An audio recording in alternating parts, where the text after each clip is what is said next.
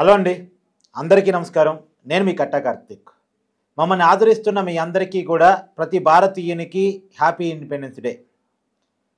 కంటెంట్లోకి వచ్చినప్పుడు పులివెందల్లో వైసీపీ ఘోర ఓటమికి ఉన్న కారణాలేంటి, డిపాజిట్ కూడా రాకపోవటానికి ఉన్నటువంటి కారణాలేంటి, జగన్మోహన్ రెడ్డి కోట ఎందుకు బద్దలైంది, 3 దశాబ్దాల తర్వాత జరిగినటువంటి జడ్పీటీసీ ఎన్నికల్లో ఇంత ఘోర ఓటమి ఎందుకు వచ్చింది, వైసీపీ రివ్యూ చేసుకోవాల్సిన అంశాలేంటి, జగన్మోహన్ రెడ్డి మార్చుకోవాల్సిన అంశాలేంటి, నిజానికి వచ్చే 2029 సార్వత్రిక ఎన్నికల్లో పులివెందుల్లో ఇదే రిపీట్ కాబోతుందా, ఒకప్పుడు రాజశేఖర రెడ్డి కుటుంబానికి కంచి కోటగా ఉన్నటువంటి ఆ గ్రామాలు ఎందుకు ఆ కుటుంబం మీద తిరగబడ్డాయి, దీన్ని ఎలా చూడాల్సిన పరిస్థితి కనపడుతుంది.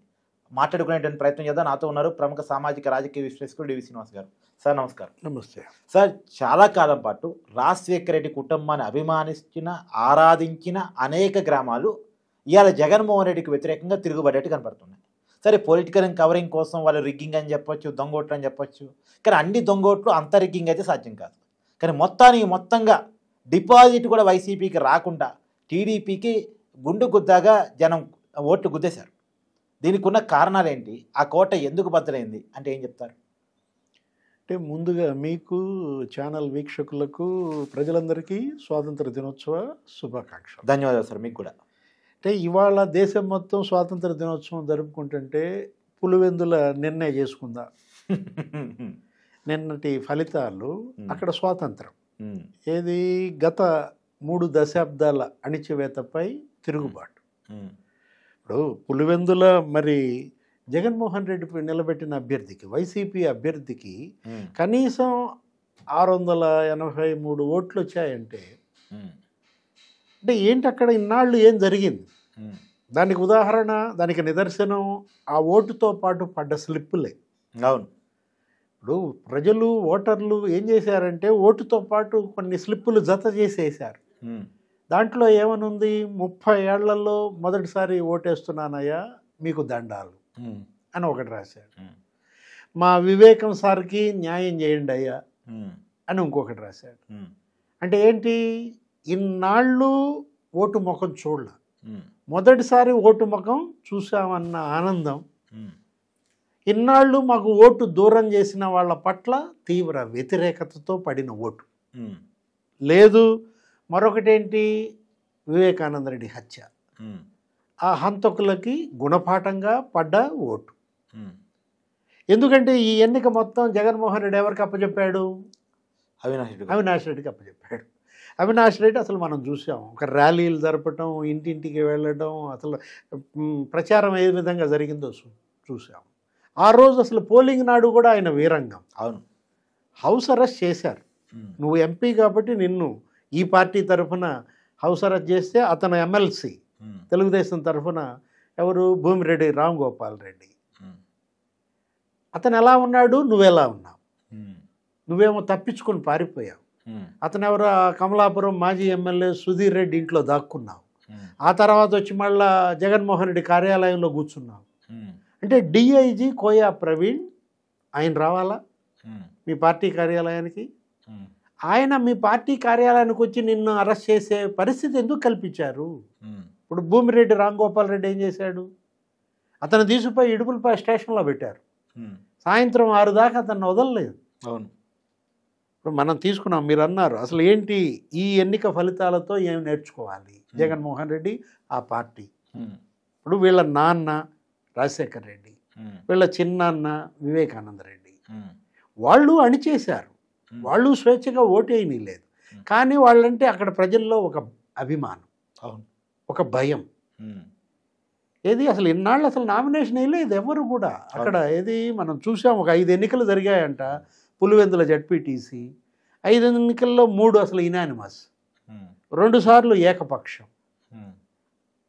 అక్కడ ఏజెంట్గా కూర్చుంటే కత్తిపోట్లు. అప్పుడు 2017లో పోటీ చేసిన టీడీపీ క్యాండిడేట్ని కూడా వాళ్ళు లాగేసుకున్నారట కదా అప్పట్లో. బూత్లో పొడిచి చంపారు. ఏది టీడీపీ ఏజెంట్లని అక్కడ పోలింగ్ బూత్లో పొడిచి చంపారు. అక్కడ ఏజెంట్గా కూర్చున్నాడిని పులివెందుల్లో చంపేశారు ఇంకొకడిని, ఇంకో ఎన్నికల్లో. అంత భయోత్పాతం ఎక్కడ పులివెందుల అంటే కానీ వయస్సు ఇవాళ ఆ కుటుంబం అంటే- సంఘటన అన్ని లేవు సార్ మరి. అంటే ఇవాళ పోలీస్ గనక చిత్తశుద్ధితో వ్యవహరిస్తే ఇప్పుడు డిఐజీ కోయా ప్రవీణ్, ఎస్పీ అశోక్ కుమార్, లేదా డిఎస్పీ మురళీ నాయక్ వాళ్ళు ఏంటి ఇంటింటికి వెళ్ళారు, స్వేచ్ఛగా ఓటేసుకోండి, నిర్భయంగా ఓటేసుకోండి అని చెప్పారు. ఇప్పుడు ఇవాళ హెల్ప్ డెస్క్లు పెట్టారు.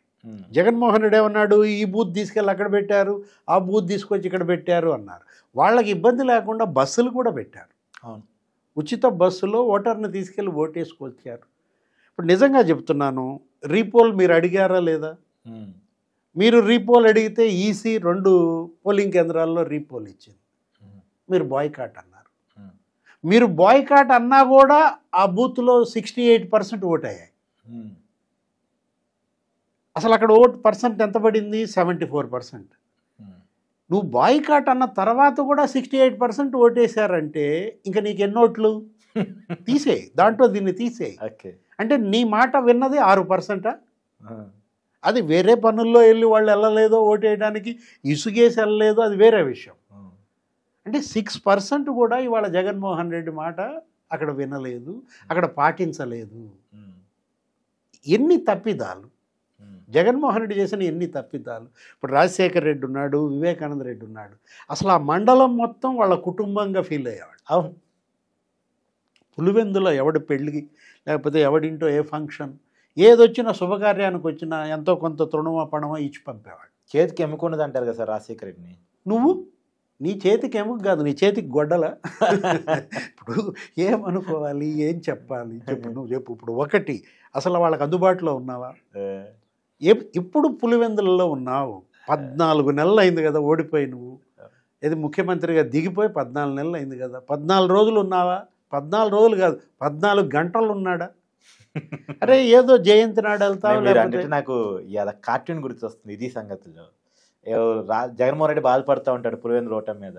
ఒక నాయకుడు పోయి చెప్తాడు, ఎందుకు సరే బాధపడతాం, మీరు ఎట్టా ఉండేది బెంగళూరు ప్యాలెస్లోనే కదా, లొకేషన్ మార్చేశారు కదా, మనకు కాదు సార్ పులివెందుల అని చెప్పేసి ఓదారుస్తూ ఉంటాడు నాయకుడు పోయి. అంటే ఇక్కడికి ఎందుకులేండి, ఇక్కడ పోటీ చేయబాకండి, అక్కడ పోటీ చేయండి, మీరు కూడా వచ్చేసారన్నాడా? అంటే జగన్మోహన్ రెడ్డి నాన్ సీరియస్నెస్ అనాలా, నిర్లక్ష్యం అనాలా? ఇప్పుడు అతని నోట ప్రజాస్వామ్యం మాట. ఇప్పుడు సజ్జల రామకృష్ణారెడ్డి వాళ్ళు జెండా ఎగరేస్తూ తాడేపల్లి కార్యాలయంలో అనుకుంటా మనం ప్రజాస్వామ్యాన్ని రక్షిద్దామంటున్నాడు. ఇప్పుడు లేకపోతే ప్రజాస్వామ్యాన్ని ఖూనీ చేశారన్నాడు జగన్మోహన్ రెడ్డి మొన్న. Ayyanna Patrudu speaker, assembly speaker నిన్న మాట్లాడుతూ జగన్ నోట ప్రజాస్వామ్యం అంటే అసహ్యం వేస్తుంది అన్నాడు. ఆయన అన్న మాటలు ఎంత తీవ్రత ఉందంటే, ఇప్పుడు ఏంటి నువ్వు కోరుకునే ప్రజాస్వామ్యం? తిరుపతి బై ఎలక్షన్లో 35,000 ఎపిక్ కార్డులు డౌన్లోడ్ చేసి తమిళనాడు వాళ్ళ ఫోటోలు పెట్టి ఫేక్ ఓటు ఐడి కార్డులు సృష్టించటమా? ఆ రోజు గురుమూర్తి ఎలా గెలిచాడు తిరుపతి బై ఎలక్షన్లో? అదే జగన్ కోరుకునే ప్రజాస్వామ్యం? లేకపోతే ఉరవకొండలో 6,000 దొంగ ఓట్లు చేర్చారు, 2,000 ఓట్లు తీసేశారు, పయ్యావుల కేసు పోరాటం చేశాడు. అదా జగన్ కోరే ప్రజాస్వామ్యం? ఏది కూని అని అడుగుతున్నా నేను. స్వేచ్ఛగా నిన్న ఓట్లు వేశారు, క్యూ లైన్లో జనం ఎలా ఉన్నారు? 100 మంది జనం ఉంటే అది రిగ్గింగ్ అంటున్నారు. కమలాపురం నుంచి తెచ్చారు, జమ్మలమడక నుంచి తెచ్చారు ఓటర్లు అంటారు. ఒకవేళ వాళ్ళు తెచ్చారు అనుకుందాం కార్తీక్, ఎంతమందిని తెస్తారు? 1,000 మందిని తెస్తారు. అంతే. అదే నేను ఇందాక ఇంటర్వ్యూలో కూడా అదే చెప్పాను సార్. 100% తీసుకురావడం ఎక్కడ సాధ్యం కాదు కదా. 74% పోలింగ్ జరిగిందంటే అంతమంది శాతాన్ని తీసుకురావడం అంటే ఎట సాధ్యం అది? అరే 683 ఓట్లు పడతామేంటి నీకు? డిపాజిట్లు పోవటం ఏంటి నీకు? అంటే ఏంటి, నీ సామాజిక వర్గం వాళ్ళు కూడా నీకు ఓటు వేయలేదా? స్పష్టంగా కనుక. ఇంకోటి కదా సార్, మొత్తంగా అవతల ప్రాంతం తీసుకొచ్చి ఓటు వేపిస్తుంటే స్థానికులు రోడ్డు మీదకి వచ్చి గోల చేస్తారుగా. వాళ్ళంతా వైఎస్ అభిమానులు, రాజశేఖర రెడ్డి అభిమానులు తిరగబడతారు. ఏది మామూలుగానా? గతంలో చూడలేదా మనం? ఇప్పుడు వాళ్ళందరూ కూడా పులివెందుల తుణం ఎంతో కొంత ఆయన పెట్టాడు కదా వాళ్ళకి. ఏది శుభకార్యం అని అంటే, పెళ్ళండి అంటే ఏదో పసుపు తాడి ఇవ్వటమో లేకపోతే కొంత డబ్బులు ఇవ్వడమో. వివేకానంద రెడ్డి ఇవాళ ఆ స్లిప్పే నీకు ఉదాహరణ. ఏమని రాశారు ఆ స్లిప్? మా వివేకం సార్కి న్యాయం చేయండి అని రాశారు. అవును. అంటే ఈ హత్యలో వివేకానంద రెడ్డి, ఈ ఎన్నికల్లో వివేకానంద రెడ్డి హత్య ప్రభావం కనపడింది. నువ్వేం చేశావంటే తప్పిదం ఏంటండి అని అడిగావు. అవినాష్ రెడ్డిని అక్కడ దించడమే తప్పిదం. అవినాష్ రెడ్డితో కానీ- ప్రచారం చేసడమే తప్పితం. జగన్ ఓటమిని 2 స్లిప్పులు చెప్పేశాయి. జగన్ మార్చుకోవాల్సింది ఏంటో కూడా ఆ 2 స్లిప్పులే చెప్పేశాయి. మీరంటూ ఒకటి 30 ఏళ్ళ తర్వాత ఓటేయటానికి కారణం అందరికీ ధన్యవాదాలు దండాలని చెప్పడం ఒక స్లిప్పు. తర్వాత వైఎస్ వివేకానంద సారికి న్యాయం జరగాలి. ఈ 2 జగన్ నేర్చుకోలేము. అంటే నీ తండ్రి అంటే అభిమానం, నువ్వంటే భయం. ఏమిటి నువ్వు కోరుకునేది? ఓకే. అంటే జనం భయపడితే నీకు ఓటు ఎలా వేస్తారు? ఇప్పుడు ఇన్నాళ్ళు జగన్ జనాన్ని భయపెట్టాడు, ఇప్పుడు జనం జగన్ని భయపెడుతున్నారు అన్నమాట. ఇప్పటికైనా ఆయన జనంలోకి రావాలి, పులివెందుల్లో ఉండాలి. ప్రజలకు అందుబాటులో లేకుండా, ముఖ్యమంత్రిగా అందుబాటులో లేకుండా పోయావు. పోనీ ముఖ్యమంత్రిగా దిగిపోయాకన్నా జనంతో కలవచ్చు కదా. అవును. అది లేకపోగా ఎవరి దగ్గరన్నా వినతిపత్రం తీసుకున్నాడా? వాళ్ళ కష్టం విన్నాడా? వాళ్ళ నష్టాన్ని విచారించాడా? జగన్ మారాలి, వైఎస్ఆర్ కాంగ్రెస్ పార్టీ నిలబడాలి అనుకుంటే అతను ఇప్పటికన్నా జనంలో ఉండాలా. Thank you sir.